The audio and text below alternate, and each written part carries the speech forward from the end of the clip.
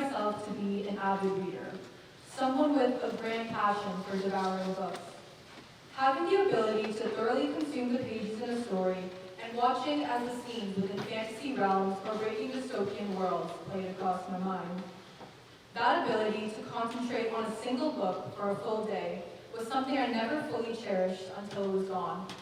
Good afternoon, Mr. Kidd, Mrs. Bett, Mr. Postma, my family, faculty, and fellow peers. Today, I will be talking about the reality of falling out of love with a passion. Now, I know that this homily will probably sound like a mesh of inspirational gibberish, but hopefully you can understand the lesson I'm attempting to teach. Much like many other children, my favorite books for years were the Harry Potter series, and to this day, it still holds a special place in my heart. I vividly remember crying after I finished Harry Potter and the Deathly Hallows, as the realization hit me that there would be no more new adventures to follow Harry, Ron, and Hermione on. Of course, this was the mindset that the me as an 8-year-old child held, and I soon discovered that there were other books which could cast the spellbinding awe that often accompanied the uncovering of new worlds. For years, my love of reading grew, but one day, or rather over a few months, that passion seemed to diminish.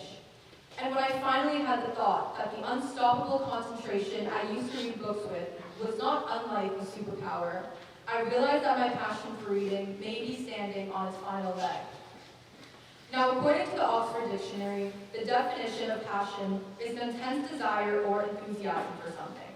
And as I'm sure I made it clear within the first few lines of this homily, for me, this something was reading.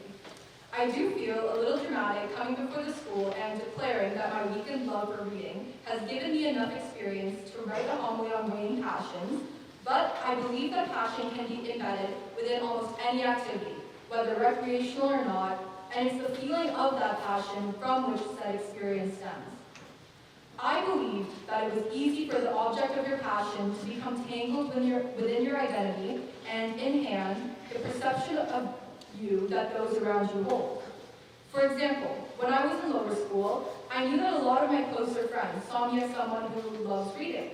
However, I also believed that this meant my identity was buried in my love for books, and it was that which made me, me.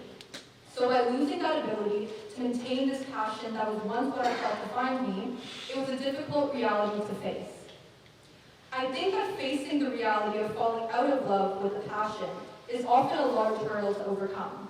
Because when your passions and identity become a mixture that make up who you believe you are, it's the perspective you view yourself with that takes the largest hit. I'm sure that the fear of being labeled as boring or dull is something that most of you guys have experienced within your life. And I know for me, because I so heavily weighed my belief in passion as the factor that makes individuals unique, my conflicted feelings were amplified. The question I posed to myself was, who am I if not a person who loves reading, and would losing that make me boring? And yes, I realize that books aren't the most interesting thing in the world to many people, but they were the constant throughout my life, and many of my meaningful memories are in ways tangled within my books. It took me a year and some actual thinking to realize that my prior thoughts concerning the uniqueness of passion was quite silly. We as humans are constantly growing and having new experiences, and it is that which makes you who you are. Your passion may be something you grew up with, like a love for a sport or an activity such as cooking. But it's your experiences that lead you to find your passions, and it's your experiences that allow your passions to grow and flourish. It's fascinating how no single life experience is identical, and with knowing that, how our experiences shape who we are. Thus, it is not our passions that make us unique, but the experience resulting in them. So falling out of love with a passion doesn't mean that you're losing a part of who you are.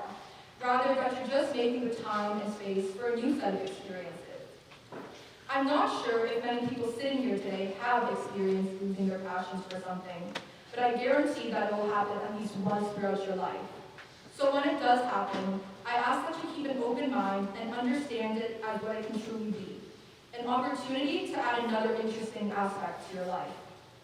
By maintaining a positive outlook on emotional changes within yourself and not remaining stuck on the why, passion itself will once again find a place to bloom. Because while I was stuck in the past, attempting to rejuvenate my love for reading, I didn't even realize that I was missing out on the experiences in the present. And that's not to say that my love for reading will never return, because I'm sure it will.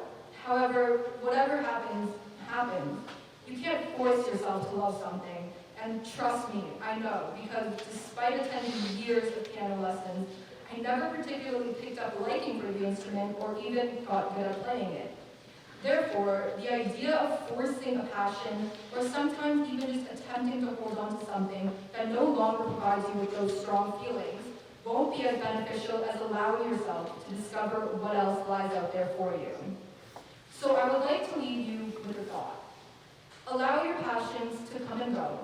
Don't dwell on why you may have fallen out of love, but rather the countless opportunities that it opens the doors to. Finding and losing passions are an inevitable aspect of life that you honestly can't fight. So, like I said earlier,